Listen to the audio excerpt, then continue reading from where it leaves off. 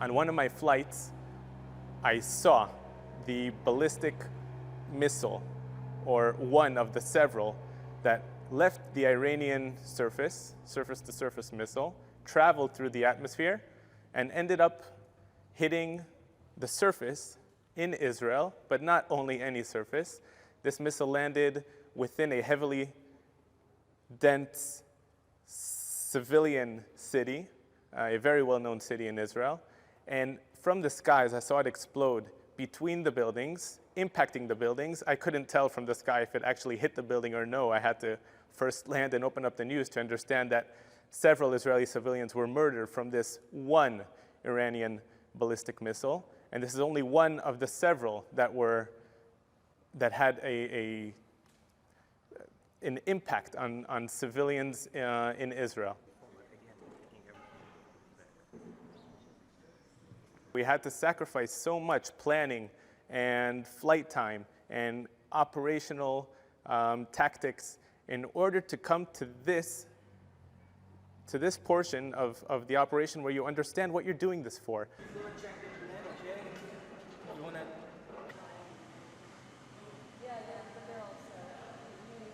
Our squadron participated in the first 24 hours of the operation. I was there, and whenever the squadron needed me, I was there, and I was away from my family for several days and several nights in order to carry out every operation that we needed, whether it's in Iran or other operational environments as well as Gaza and in the north, or against Houthi threats being sent from there.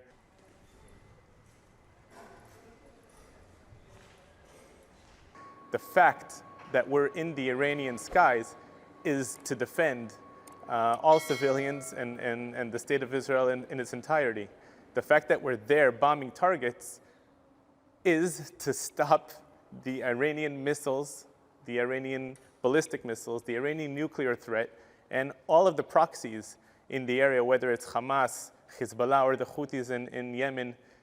The point is to defend and to have a quiet and more peaceful Israel at the end of the day.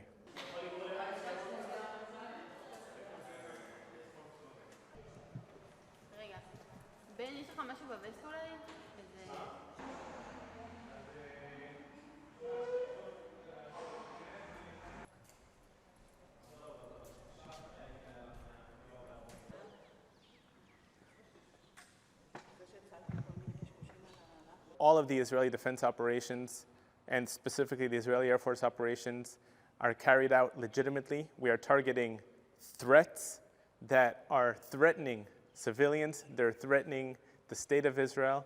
So every bomb that we place and every missile that we place has an end goal, and that is a target and a military target at the end of the day. Nobody likes civilian casualties, and I will say personally, I try to minimize as much as I can, and the entire Israeli Defense Force, from planning to carrying out the operation to understanding what happened, we consider and we try to diminish civilian casualties everywhere.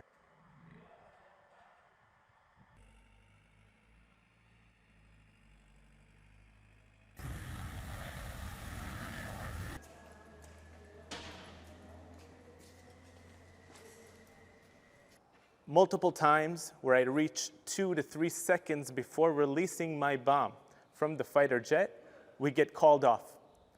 We get a call on the radio, stop your bomb, and we have to be that good that even 1 second before we release that bomb, we have to know not to release that bomb. And on most occasions, it's simply because we understand that there's too much going on in the area.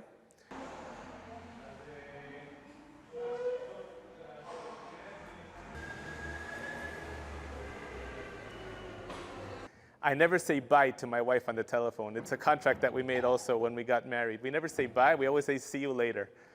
In Hebrew, lehitraot. See you later. Just because it's a contract, I will see you later. It doesn't matter when and where, I will see you later.